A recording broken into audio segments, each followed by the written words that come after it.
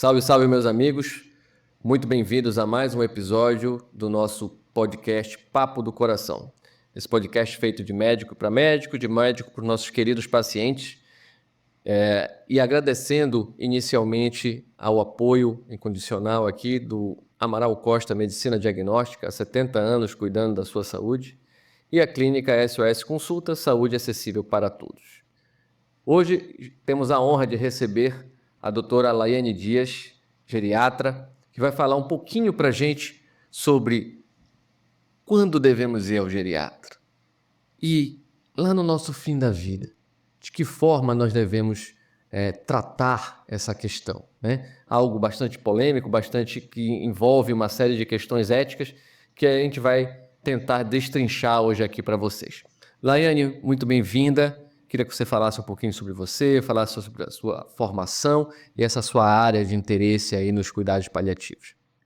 Olá a todos. Muito obrigada, Rodrigo. É uma honra estar aqui hoje. Rodrigo, querido, foi meu residente, meu R+, né, que muito me ensinou aí na minha época ainda de formação. Então, estou muito feliz de poder estar aqui contigo hoje, Rodrigo. Bom, eu sou geriatra de formação, né? Fiz a primeira residência de clínica médica, foi a época que eu tive aí o contato com o Rodrigo também. E aí, depois, segui a área da geriatria. Geriatria, a gente é um campo aí enorme, né? A gente tem aí a possibilidade de lidar e de assistir não somente os pacientes que estão acima dos 60 anos, porque a gente sabe que aqui no Brasil e todos os países em desenvolvimento, os idosos são considerados, né, como aqueles que têm mais de 60 anos, mas a geriatria, que tem como foco, né, prevenção e a questão do acompanhamento, né, das condições de saúde que são muito frequentes nessa faixa etária, a gente tem a oportunidade, muitas vezes, de preparar esses adultos, né, que estão envelhecendo muito antes que eles cheguem, que eles alcancem lá os 60 anos. Então, às vezes, a gente, sim, recebe pacientes com mais de 40 anos que já tem uma preocupação relacionada aí à sua saúde. Nessa faixa etária, alguns adultos já começam a apresentar doenças crônicas que precisam ser bem cuidadas nesse início, né? E a gente consegue prepará-los melhor para que esse envelhecimento, ainda que seja com alguma condição de saúde crônica, mas que ele seja aí Uma melhor qualidade de vida, digamos exatamente, assim. Exatamente, cheio de um paciente com o idoso lá, cheio, né, de autonomia, de funcionalidade, fazendo as suas coisas, ativo, independente. Esses são os pilares da geriatria, é o que a gente quer. Então, eu tenho paciente hoje com 3, 4 condições de saúde, que são doenças crônicas, mas que são idosos que gerenciam sua própria vida. Moram sozinhos, vão ao mercado, fazem o que eles bem entendem, viajam, né, de forma independente. E isso, para a gente, é muito mais do que a questão cronológica, né, do fator idade. Tem 80 anos, não pode mais fazer nada, já está debilitado. Não. Aqui, para a gente, nosso pilar mesmo de indicador, né, de boa condição de saúde é eles terem funcionalidade e eles terem a sua autonomia preservada.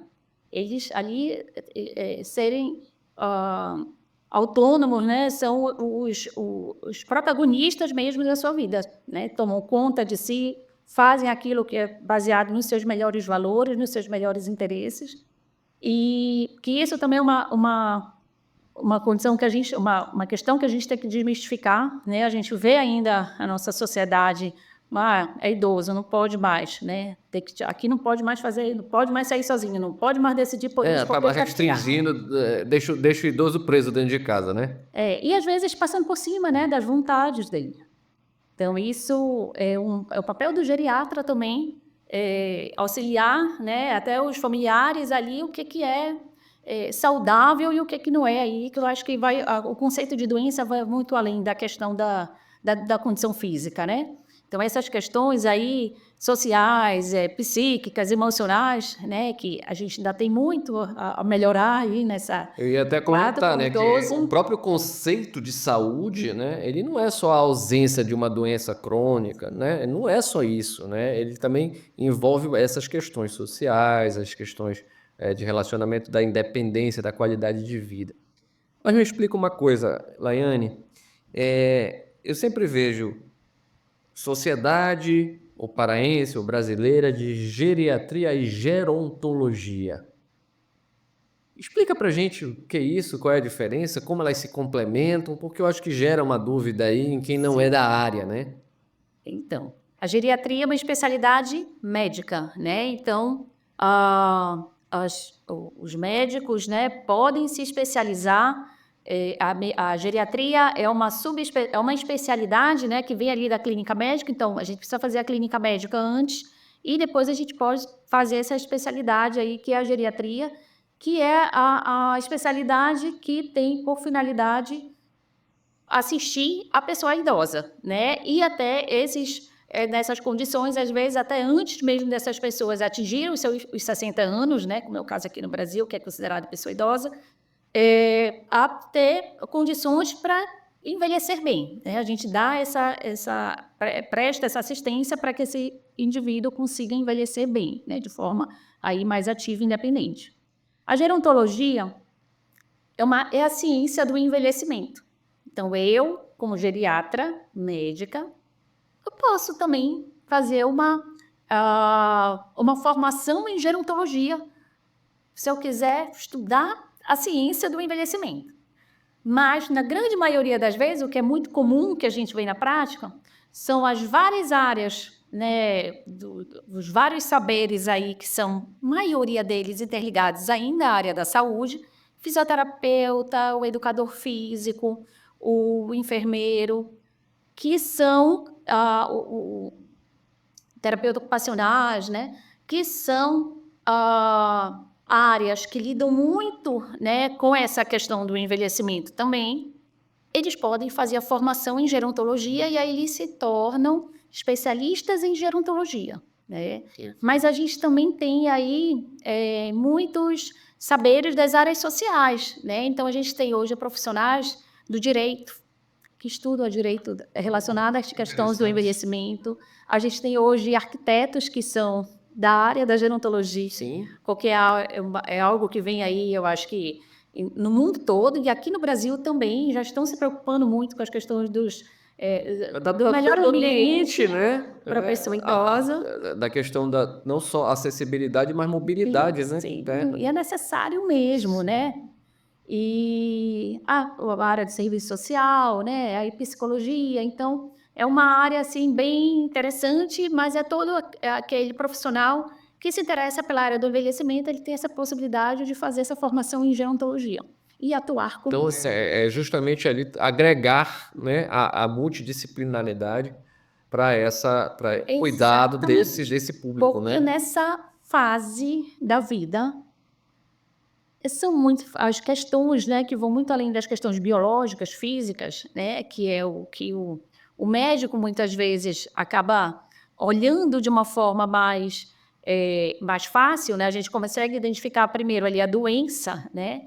Mas por trás disso a gente tem questões sociais, né? Questões emocionais, questões existenciais, que são muito comuns nessa fase da vida e que o médico sozinho não vai dar conta de resolver ali aquele problema. Então, a gente precisa assistir essa pessoa aí de uma forma mesmo interdisciplinar, para que a gente consiga abordar todos esses outros aí problemas que muitas vezes, né, vêm junto aí com alguma condição de saúde Mas, na verdade, física. isso é algo verdadeiro para toda e qualquer especialidade, né? Você não vai trabalhar sozinho, você vai precisar desse apoio interdisciplinar para uma série de coisas. Na cardiologia mesmo, a gente também está indicando reabilitação cardiovascular para os pacientes, então a gente vai precisar de educador físico, vai precisar de um fisioterapeuta, ou seja, vai precisar de uma nutricionista para dar um apoio para aquele paciente adotar uma dieta saudável, né? Muitas vezes ele tem dificuldade de entender o que quando e isso deve impactar também na tua, eu vou até,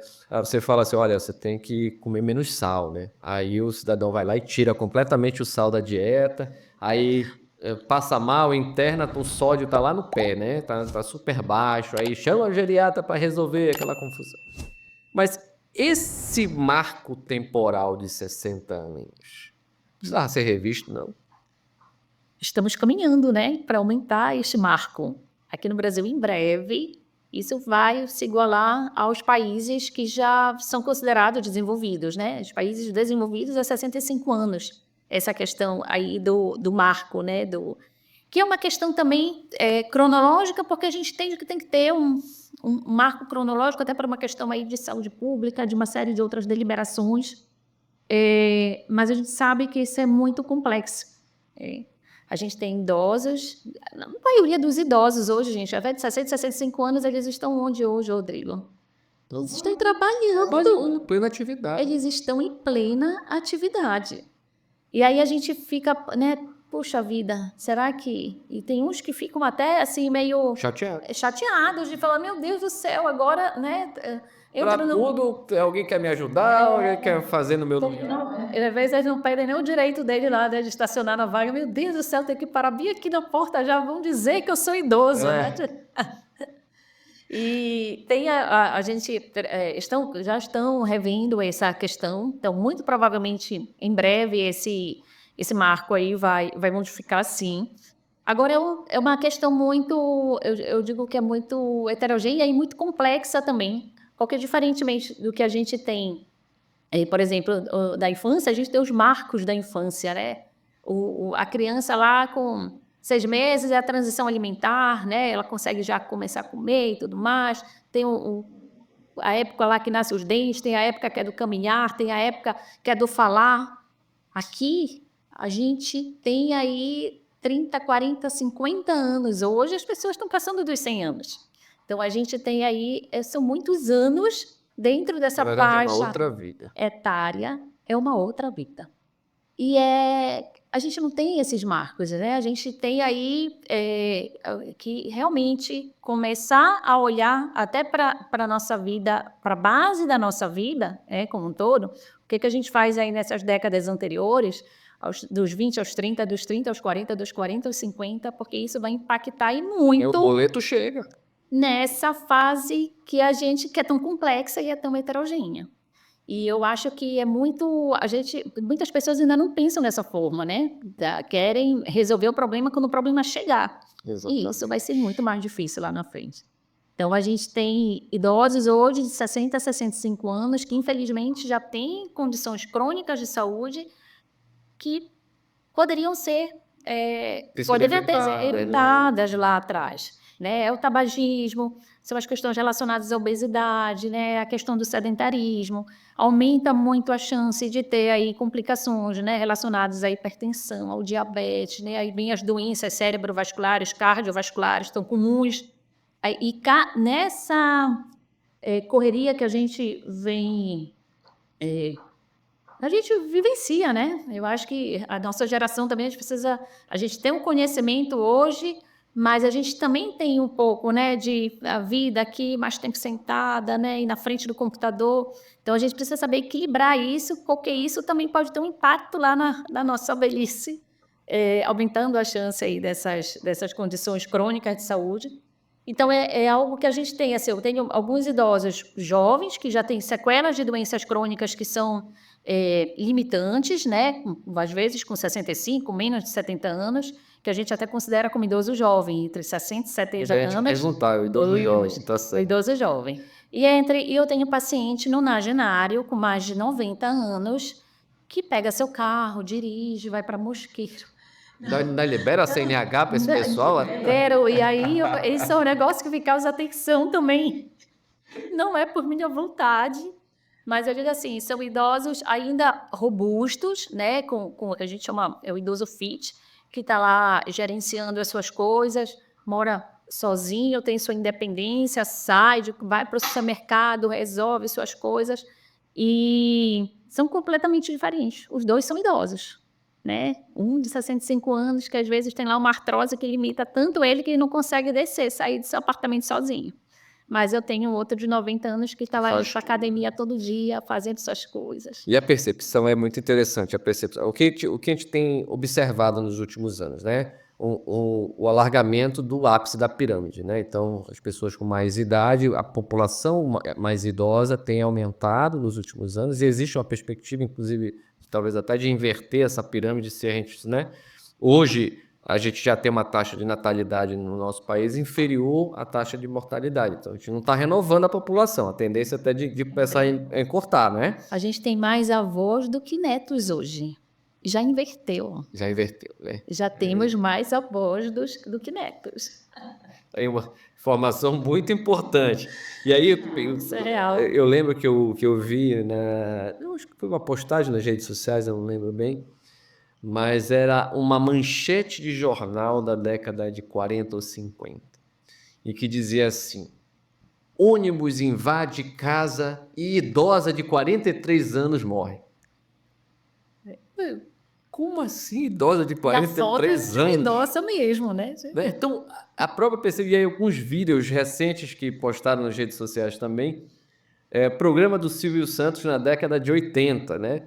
Aí apareciam as pessoas dizendo assim: eu sou fulano, tenho 28 anos. Aí tu olhando, não, gente, o cara não tem 28, ele tem uns 50. Então, a aparência, inclusive, física das pessoas, isso tem mudado muito, né? Então, a gente fala que os 60 de hoje são os novos 40, né? Não é isso? E os 80, os novos 60 e assim por Tem diante. que ser, né? Porque a gente já está aqui, né, na faixa etária dos 40, então os 60 Não precisa entregar a gente desse jeito, mas já estamos lá. Mas isso é muito interessante, porque a gente precisa realmente... nessa fase da vida, na verdade, que a gente vai fazer esse depósito. Ontem eu estava participando de um evento, dei uma aula justamente sobre prevenção de doenças crônicas, né? E uma das coisas que a gente comentou lá é que a gente assim está tão preocupado, olha, como é que vai ser? Eu pago o INSS todo mês para tentar ter uma aposentadoria, eu faço um depósito na Previdência Privada para também tentar ter uma aposentadoria. Ou seja, você está fazendo um depósito ali todo mês para tentar ter algo lá na frente. Mas e para a nossa saúde? A gente não está fazendo esse depósito todo dia ou todo mês, né? Porque o feijão com arroz bem feito hoje vai te garantir, né, você ter uma qualidade maior, ou seja, uma longevidade com qualidade de vida, que eu acho que é esse que seria o foco. Ou estou errado? Não é isso. É isso aí, né? E as pessoas realmente têm essa preocupação, né, financeira. E aí eu digo, mas tem que estar vivo até lá, né? Se não cuidar da saúde, o dinheiro vai ficar para outro. O caixão não tem gaveta, né? Não tem cofre, não tem nada disso. Então é verdade, a gente precisa ter esse cuidado agora, fazer esses depósitos na nossa saúde para garantir o rendimento lá na frente. E dentro da geriatria, obviamente, o mais comum hoje em dia é de chamar quando o negócio, olha, teve um AVC aqui, tá acamado e tal, aí pô, liga para a doutora Laiane. O ideal seria antes, né? Mas beleza, considerando esses pacientes que já têm algum grau de dependência, né, como lidar com isso, né? Porque, obviamente, o indivíduo que foi a vida inteira ativo, na hora que ele se vê diante de uma situação crônica em que ele vai ter limitações, vai ter dependência, a possibilidade de evoluir com uma depressão, com essas sensações de inutilidade, ela aumenta muito, né? Então, como se lida com isso, né, no dia a dia? Como tornar a vida dessa pessoa menos, digamos assim, menos penosa? Como costuma ser isso? Então, Rodrigo, isso infelizmente, né, a gente acaba atendendo e aí é um papel nosso também do geriatra, é atender a complexidade da multimorbidade, né? E às vezes nem são muitas doenças, às vezes é uma ou duas doenças que pronto, já deixaram sequelas ali devastadoras, né? E que trazem muita incapacidade. E aí, com isso, todo geriatra, né? Todo geriatra tem que ter habilidades, competências, né? Nessa área, que é também uma área aí muito delicada e é muito complexa para atender pacientes que têm uma demanda de sofrimento associada a essa incapacidade. Isso nada mais do que o cuidado paliativo, né? Que faz parte também, é uma área de atuação também da geriatria e de tantas outras especialidades que assistem e que lidam, né, com pacientes com essa demanda de doenças complexas, na maioria das vezes doenças crônicas, que trazem um impacto aí, trazem uma carga de muito sofrimento e que são doenças que ameaçam a continuidade da vida, né? Nos altos e baixos, né? Mas são pacientes que lidam com intercorrências aí durante toda a trajetória da sua vida. Acabam tendo mais infecções, acabam internando mais. E aí a gente tem um campo enorme de doenças, né? Aí tem as doenças oncológicas, que hoje são muito prevalentes também. 70% dos pacientes oncológicos são pacientes idosos, né? Tem as doenças cardiovasculares, que são as doenças que mais matam no mundo, e as pessoas negligenciam esse cuidado. As pessoas têm medo do câncer, mas não têm medo do infarto, né? Parece que não tem medo da insuficiência cardíaca, não tem medo das doenças respiratórias crônicas, do DPOC, né? A doença pulmonar obstrutiva crônica, o enfisema, a bronquite crônica, que também são doenças que trazem muitos sintomas. São doenças que não matam rápido, porque a gente tem um arsenal hoje de tratamento, medicamento. A medicina avançou muito nessa área, por isso que as doenças crônicas são as que mais matam hoje, né? As pessoas não morrem mais de infecção, né? Desde o século passado, aí, da segunda metade do século passado, com o advento das vacinas, o crescimento dos antibióticos, né? O controle de sepse, a melhora das condições, né, dentro dos hospitais, as nossas unidades de terapia intensiva, né, a medicina intensiva, que hoje acaba sendo aí essencial para o controle de muitas dessas doenças agudas, que eram as que mais matavam no século passado. Hoje não. Hoje as pessoas morrem de condições crônicas. Só que tudo bem, a gente aumentou muito o arsenal terapêutico, né, medicamentoso, intervenções e tudo mais, só que aí a gente veio por um outro problema, né? E aí é que eu já estou entrando um pouco até no dilema ético, que a gente foi se afastando um pouco, né, daquela questão até existencial de achar que a morte é um negócio que vai acontecer para todo mundo. Né? E aí começou com essa história do avanço terapêutico, aí, do avanço da ciência, vamos, né, curar. Vamos curar. Buscar até a última. Se tiver 1% de esperança, tá valendo. No meu plantão não morre, né? Eu vou aumentar aqui a droga vasoativa, eu vou manter aqui a ventilação aqui o aparelho, né? Da ventilação mecânica aqui bombando, porque aqui não pode morrer no meu plantão. Então, eu vi de uma época, né, na minha formação, que ainda escutava um pouco disso. E, como quem diz, né, não pode morrer, né? Não pode, as pessoas têm que viver aqui, né, para virar pátria. Não tem como. E aí isso virou um dilema ético, fala assim, meu Deus do céu, mas será que essas pessoas elas estão vivendo uma vida com qualidade, né? Mesmo com todo esse arsenal terapêutico, né, muitas vezes muito tempo sedada, invadida, né, com todo o tipo de muitas vezes nem tem consciência do que está acontecendo. E com pessoas que às vezes já até tinham manifestado antes que aquilo era um estilo de vida que eles não queriam viver. Se a gente for perguntar aqui, né, para todos nós aqui, ninguém quer passar por isso. Ninguém quer levar uma vida, a maioria, né, pelo menos, vai falar, não, talvez essa vida aqui não seja para mim, gente, para ficar aqui meses dentro de uma UTI, entubada, invadida, e por uma questão de... por uma doença, infecções. E por uma doença que a medicina já, né, até o presente momento, não tem condição nenhuma de reverter esse desfecho, é só para manter os sinais vitais, né, manter a pressão, a frequência cardíaca e dizer que o paciente ali está vivo. Será que isso faz sentido? E aí, nesse contexto, é que surgiu e veio crescendo o que a gente chama hoje de cuidados paliativos,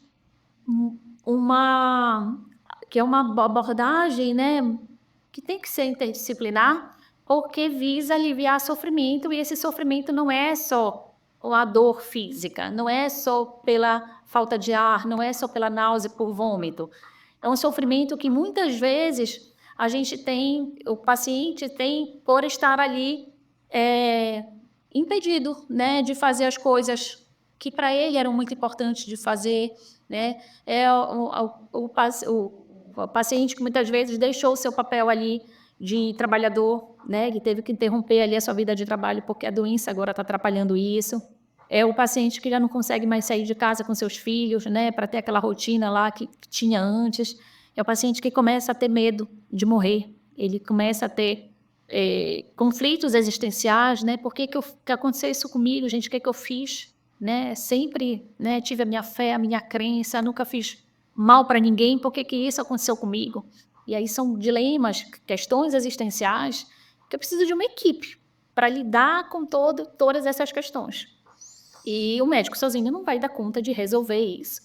E daí o cuidado paliativo é essa abordagem tão necessária e que não é só para pacientes que estão morrendo. É isso que eu ia te perguntar, para deixar muito claro, né? Quando a gente fala assim, não, vamos chamar os cuidados paliativos, a primeira impressão já dá aquele susto, meu Deus, já não tem mais nada para fazer. Muito pelo contrário, na verdade. Né? A gente tem ainda esse estigma, né? Infelizmente, os cuidados paliativos, em 1990, veio a primeira definição da Organização Mundial de Saúde sobre cuidado paliativo, que é a abordagem holística multidimensional para cuidar de pacientes, de indivíduos que estão com uma doença grave, avançada e irreversível, e que nesse contexto, né, década de 90, era 1990 mesmo, o que as pessoas mais morriam ali naquela época? Bondades, né, que não tinha tratamento que a gente tem hoje, né, o paciente hoje com HIV, ele tem uma vida normal. Nós temos o Magic Johnson aí, eu acho que... Ele tem vida normal, ele trabalha, ele é ativo, ele se foi contaminado há muito tempo, né? Se ele fizer tratamento, o que hoje a gente tem tratamento para isso é vida normal, gente. Mas naquela época não tínhamos, então as pessoas morriam rápido, né? São as doenças que matavam rapidamente. E o câncer também, né? As pessoas tinham câncer, não tinham o arsenal terapêutico que a gente tem hoje, elas morriam rápido. Então, naquela época, eu digo assim, que a gente estava, né, a celeuma, eu tinha que priorizar. Naquela época, não tinha jeito. O pouco que a gente tinha de equipes preparadas, né, e de se falar em cuidados paliativos, foi a época que começou a se falar aqui no Brasil ainda sobre isso. Apesar disso, desde o finalzinho da década de 60, início da década de 70, já foi o período que começou a ser bem difundido na Inglaterra. Então, lá, Inglaterra, Canadá, Estados Unidos, França, isso aí já vem crescendo desde a década de 70 e 80, aqui no Brasil em 90. Então, a gente não tinha tanta gente para falar disso e realmente esse cuidado naquela época, a prioridade era os pacientes que estavam morrendo. Hoje não. Por quê? Porque aí a gente veio aí com a transição epidemiológica.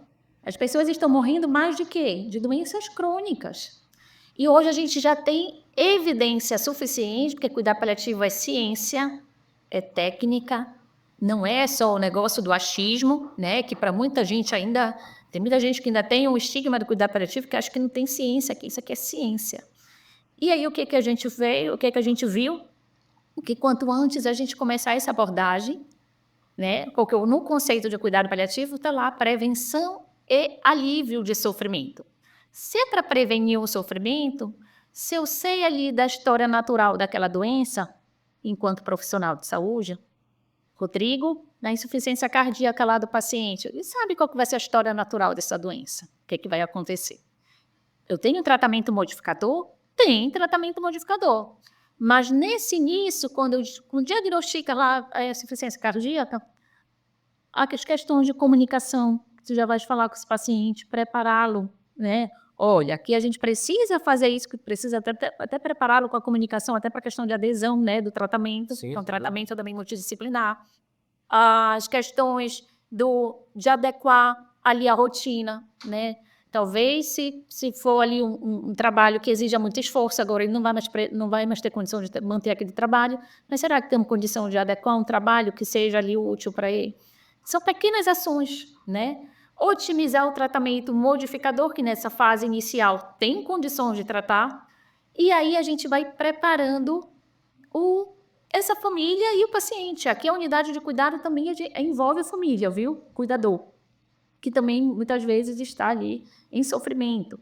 Na minha área, a gente tem as síndromes demenciais, que são muito prevalentes. Demência de Alzheimer não tem cura hoje. A gente tem tratamento que visa aliviar ali os sintomas e que visa diminuir um pouco a velocidade de progressão dessa doença, mas a doença vai progredir. Eu não tenho como chegar com essa família e com esse paciente no início e dizer, olha, está aqui o remédio, faça o remédio que daqui a um mês ele vai estar apurado. Não vai estar bom. Eu preciso preparar essa família porque daqui ele está na fase leve, mas daqui a alguns anos pode ser que chegue a fase moderada. E nessa fase moderada ele vai precisar de repente de um cuidador 24 horas em casa. Eu preciso preparar essa família, ele mora só com a esposa que é idosa, eu tenho que preparar essa família para, de repente, olha, tem que ter mais uma pessoa aqui, que talvez essa idosa não dê conta quando ele começar as alterações de comportamento. Porque ela também é idosa, né? Porque também é idosa, pode ser que fique mais agressivo, pode ser que tenha as alterações lá com a alimentação, né? Que ele esqueça de como comer. Eu preciso ter ali uma equipe também, intrafono, intraterapeuta ocupacional, intrapsico, muitas vezes até para dar suporte para esse familiar, né? Ou então na fase leve até para o paciente mesmo. Tudo isso são questões que visam aliviar sofrimento, né? Que visam controlar sintomas, fazem parte do cuidado paliativo já, numa fase ainda inicial. E eu estou preparando ali meu terreno, porque quando chegar, vai chegar a fase dele agravar, a não ser que ele tenha alguma outra condição de saúde, né? Que leve a uma intercorrência maior antes, mas eu preciso até conversar com sua família a história da evolução, porque vai chegar lá na frente, esse idoso que agora está numa fase inicial, leve, ele tem condições até de falar sobre algumas coisas que para ele são importantes, né? As questões lá já de deixar tudo organizado, né? É a fase que eu tenho, é o momento que eu tenho às vezes para conversar com esse familiar, com esse paciente, o que é importante para ele. Porque quando chegar lá na frente, no fim de vida, eu não fico abordando a família, né? Botando a família na parede lá. Ai, olha, chegou a fase que ele não está mais comendo. Será que a gente vai para sonda? Ou será que a gente, né, vai valer a pena que sonda ou não? Epa, se eu sei que é uma doença que é avançada e irreversível e a causa dessa minha incapacidade para alimentar, para engolir, é por conta da demência avançada. E na demência avançada a gente já tem estudos que isso já fala que a gente tem aí um prognóstico muito ruim quando chega essa fase, essa disfagia é pela demência mesmo na fase avançada. Às vezes a gente nem discute a questão de sonda. A gente tenta, quando a gente tem uma equipe multidisciplinar firme ali, que a gente consegue manter esse paciente com uma fono, né, e tudo mais, olha, é possível aqui que a gente opte pela dieta de conforto, né, se for possível ainda essa via. E aí, é aquela história do combinado não sai caro. A gente já está preparando essa família há anos ali para aquela fase final. Até pelos impactos que tem, muda a rotina da família como um todo. E se você não vem fazendo esse preparo, isso é um impacto. Não só financeiro, mas muitas vezes até impactando na questão, olha, alguém precisa cuidar, não posso pagar um cuidador. Alguém vai ter que parar de trabalhar para cuidar daquela pessoa. É o que geralmente acontece. Então a gente precisa realmente considerar isso aí também, né? Para colocar em perspectiva e ter esse preparo adequado para essa família, né? Certeza. E aí tudo isso são consideradas ações paliativas que a gente pode fazer numa fase inicial. E aí eu costumo dizer para os meus colegas, isso aqui não é para a equipe especialista em cuidado paliativo fazer. Isso aí quem tem que fazer são os médicos que estão, assistentes, né, que estão acompanhando no dia a dia. Porque isso é princípio básico de comunicação, né, de esclarecimento sobre a questão da história natural da doença, né, sobre as medidas sintomáticas. E essas doenças, elas têm trajetórias. Aqui falando da insuficiência cardíaca e da demência de Alzheimer, né, a demência por doença de Alzheimer, a gente sabe que a trajetória delas, elas vão, né, a gente começa o tratamento modificador, mas ainda assim pode ser que elas evoluam. E vai chegar um momento em que talvez o tratamento modificador aí já não faça tanto sentido, e aí eu falo mais para a questão da doença de Alzheimer, tem uma fase avançada da doença de Alzheimer que a gente tira a medicação. A medicação ali não faz mais sentido, porque as medicações são para tentar preservar a funcionalidade e tentar melhorar um pouco, porque a funcionalidade já foi embora, não tem mais por que manter, né? E para tentar melhorar o comportamento. Às vezes chega numa fase que o paciente está na cama, ele não se mexe mais, está no mutismo. Não tem medicação para isso. Exatamente. Mal mexe os olhinhos. Eu não tenho medicação para isso, eu tiro medicação. Nessa fase, gente, cuidado paliativo no full, né? O cuidado paliativo mais complexo. Aí aqui sim, talvez eu precise da equipe de cuidado paliativo especializada lá para aquilo. A complexidade aumentou, né? Aí aqui talvez não é o clínico, né? Preciso ter um apoio pode até o clínico estar junto, mas eu preciso de um apoio aqui também da expertise, né? Da equipe com expertise em cuidado paliativo. Insuficiência cardíaca, as doenças oncológicas, a mesma coisa, começa o tratamento modificador, né? Puxa, tá indo bem, né? Mas são doenças que daqui a 10, 15, 20 anos pode ser que a funcionalidade piore, que a doença avance. Aqui eu já preciso de um cuidado paliativo mais complexo. O tratamento modificador ele já ficou com um menor papel ali, e o cuidado paliativo já começa a ter uma importância maior. E aí eu preciso da equipe mais complexa de cuidado paliativo. E aí, quando chega nessa fase mais complexa, que aí começa... Se você não fez esse trabalho prévio, e aí você tem que entrar numa seara de discutir os cuidados de fim de vida, né? Fala um pouquinho sobre isso. Existem conceitos diferentes, eutanásia, distanásia, ortotanásia.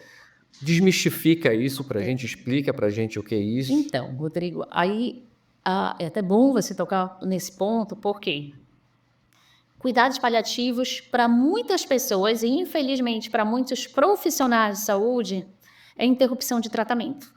A gente acabou de falar aqui que não é isso, né? Cuidado paliativo é cuidado. É um cuidado supervisionado, complexo, ativo, né? Eu digo que o paciente, as pessoas falam assim, o cuidado paliativo agora está em cuidado paliativo, às vezes é o último que as pessoas lembram, né, de fazer algum tipo de procedimento. E aí a gente precisa lembrar que é o contrário, aqui o nosso trabalho vai aumentar, porque esse paciente não tem muito tempo, principalmente se eu estiver falando de cuidados de fim de vida. E ali eu não tenho como, tipo assim, vai, faz lá o tratamento e depois volta, né, para poder fazer de novo. Não dá, a gente não tem tempo aqui. Cuidado paliativo não tem nada a ver com eutanásia, né? E isso, inclusive, é um dos princípios dos cuidados paliativos, que também foi proposto pela Organização Mundial de Saúde em 2002. A gente tem uma série de princípios, um deles controle da dor e de outros sintomas complexos, né, como os sintomas emocionais, os sintomas espirituais e existenciais. E um deles é proporcionar uma morte digna. Isso a gente chama de ortotanásia, que é a morte no momento certo, sem muito sofrimento. Eu não quero antecipar a morte, que é o proposto da eutanásia, e eu também não quero prolongar esse processo ativo de morte quando eu sei que a doença ali já avançou e que nenhuma medida, mesmo as medidas mais intensivas, mais invasivas, que podem segurar ali os sinais vitais, elas não vão alterar o curso da doença. Isso é distanásia. E tanto a distanásia como a eutanásia ela está no nosso código aqui penal, a gente não pode fazer, isso é crime, tá? Então, cuidar para a gente não tem nada a ver com isso. E fique bem claro, né? Fique bem claro, pelo amor de Deus. E a distanásia já está no nosso código de ética médica desde 2009, que é vedado ao médico prolongar por medidas artificiais de tratamento, né, um processo de morte, né, ativo, principalmente quando aquele paciente já enfrenta uma doença grave, avançada e irreversível. A gente já sabe o prognóstico, aquilo não vai mudar. Eu não tenho que ficar submetendo esse paciente a medidas invasivas que não vão trazer benefício, não vão trazer qualidade de vida para eles. Isso é distanásia. Infelizmente, isso a gente ainda vê muito aqui nos nossos hospitais, nas nossas unidades de terapia intensiva, né? Então, cuidar paliativo é morte no momento certo, é eu saber ali prognóstico da doença, que isso é um negócio que também não é tão fácil. E, às vezes, eu quero acreditar que muito das distanásias que a gente vê por aí nos hospitais é por uma falha, às vezes, né, que não é tanto culpa, né, do profissional de saúde, às vezes ele falhou ali no prognóstico, puxa, ele achava que ainda ia ter alguma reversão, mas para a grande maioria das vezes a gente já tem hoje critérios, né, a gente já tem uma série de de propostas, de prognósticas para cada doença. Então, hoje a gente já tem muita ciência em cima disso. Para insuficiência cardíaca, eu já tenho os critérios, para demência, eu já tenho os critérios, para doenças oncológicas, eu tenho o critério, para síndrome da fragilidade, que é uma síndrome geriátrica, eu tenho os critérios para quando esse paciente já está ali, olha, avançou, esse paciente tem uma expectativa de vida aí de menos de 1 ano e, muito provavelmente, medidas mais avançadas aqui e mais intensivas não vão mudar o desfecho disso. O desfecho vai ser ruim, mesmo com isso. Então, hoje a gente já tem respaldo disso, a gente já tem como saber mais ou menos prognosticar e a gente deve prestar, então, o melhor cuidado, né, para esse paciente, para essa família, e que sejam os cuidados aí. Hoje o cuidado paliativo é considerado um direito do paciente. Os pacientes hoje, desde 2013, isso, a minha Organização Mundial de Saúde já vem levantando essa bandeira nos países desenvolvidos, as pessoas chegam pedindo por cuidado paliativo, porque aquilo melhora a qualidade de vida. Entendi. E aqui no Brasil, eu atuo num hospital do SUS, que é o Hospital Universitário João de Barros Barreto. Lá eu trabalho dentro de uma equipe, dentro do serviço de oncologia, lá eu faço a medicina paliativa, os cuidados paliativos, e eu tenho paciente lá no ambulatório de cuidado paliativo que chegou para mim pedindo isso. Tayane, eu quero que me ajudes com a diretiva antecipada de vontade. Eu quero aqui deixar tudo registrado, quais são minhas preferências de cuidado, porque eu me preocupo lá na frente, eu tenho 2 filhos jovens, e eu tenho medo deles não obedecerem o que eu quero. Não aceitarem, né? Não aceitarem, porque eles estão na condição de filho, eles não estão na condição da paciente. E quando a gente é filho, né, tem muita coisa... Fazer tudo e tentar de tudo, né? Até a última esperança. E muitas vezes o que a gente promete para eles é isso, né? É melhor que fique na UTI, é melhor que seja entubado, mesmo que seja uma doença metastática, avançada, irreversível, e com a paciente que a gente já sabe que ali a ventilação mecânica não vai resolver aquele problema. Mas é o que comumente é feito. Então, assim, a gente precisa estar preparado enquanto profissional de saúde, porque a população está se educando também, né? Estamos vivendo aí a era da informação que chega fácil para todo mundo. E as pessoas estão se capacitando. E elas sabem que isso é qualidade de cuidado. Só que a gente ainda vê uma resistência muito grande profissional de saúde com estigma de que cuidado paliativo é quando não tem mais nada para ser feito, né? Não é isso. E que o cuidado paliativo é para paciente que está morrendo, e muitos ainda associando a essa questão. Eu vou antecipar a morte se eu prestar cuidado paliativo.